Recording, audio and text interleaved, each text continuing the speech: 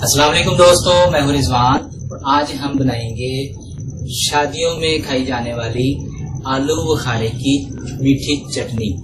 पहले इसको बहुत पसंद किया जाता था और बहुत ज्यादा पकाया जाता था और अब इसका रिवाज वैसे तो खत्म होता जा रहा है, लेकिन अभी भी बहुत से लोग इसको बहुत पसंद करते हैं। तो सेम इंशाल्लाह हम देग स्टाइल बनाएंगे जैसी शादियों में होती है। तो आइए शुरू करते हैं। बिस्मिल्लाहिर्रहमानिर्रहीम। 1 किलो आलू बुखारे की हम बनाएंगे। थोड़ा अच्छी क्वालिटी का आपने लेना है। 1 किलो आलू बुखारा लिया खुशक और इसको हमने अच्छी तरीके से 2-3 बार धो लिया। इसको एक बड़े बर्तन में शामिल करेंगे।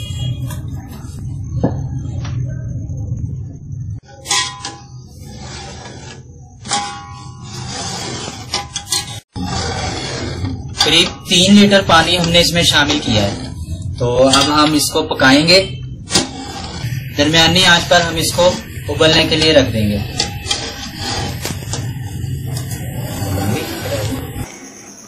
करीब 15 मिनट हमने इनको पकाया है और ये बहुत अच्छे तरीके से गल चुके हैं।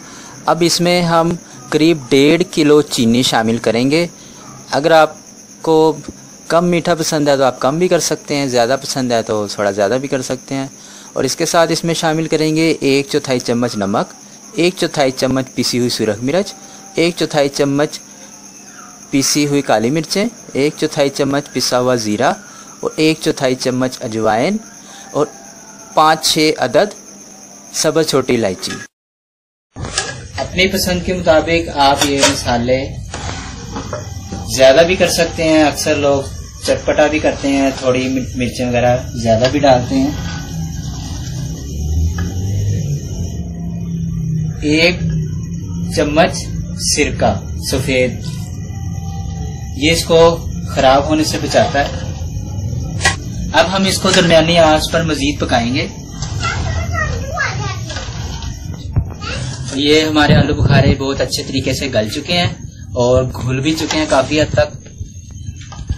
बस ये चटनी हमारी तैयार है। इससे ज्यादा आप ये देखें, अगर इससे ज्यादा गाढ़ा करेंगे तो ये ठंडी होने के बाद बहुत ज्यादा सख्त हो जाएगी। इस मौके पर हमने डालना है इसमें 50 ग्राम चारों मगज, 50 ग्राम बादाम, जिसको हमने छील लिया था और 2-2 टुकड़ों में कर लिया था। आप इसमें अपनी पसंद के मुताबिक ज्यादा भी डाल सकते हैं, कम भी डाल सकते हैं। और मजीद काजू पिस्ता बादाम जो आपको पसंद हो आप इसमें ड्राई फ्रूट वो डाल सकते हैं। अब इसको सिर्फ 1 मिनट तक पकाएंगे। कुछ लोग इसका टेस्ट बढ़ाने के लिए इसमें रूह अफ़ज़ा शामिल करते हैं। अगर आप रूह अफ़ज़ा शामिल करना चाहते हैं तो आप 2 से 3 चम्मच आप इसमें शामिल कर सकते हैं। उसका भी बहुत अच्छा जायका होता है। और इसके साथ वरक शामिल करने के लिए हम इसमें थोड़ी सी चटनी निकालते हैं।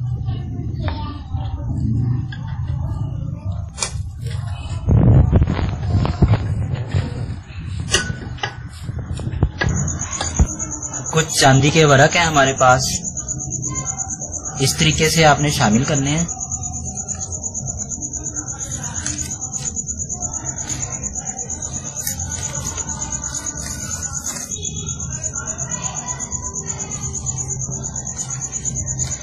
एक चम्मच की मदद से इसको इस तरह छोटा छोटा तोड़ लेंगे।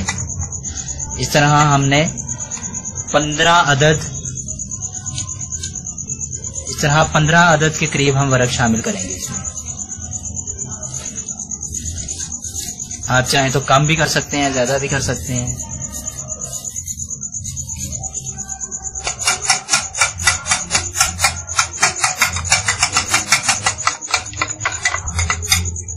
हम इसमें 15 अदद कर रहे हैं।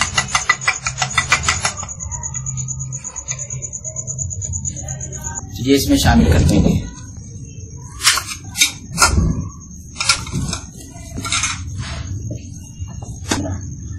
करीब 15 अदद हमने इसमें वरक शामिल किए हैं। और बस अब इसका चूल्हा जो है हम बंद कर देंगे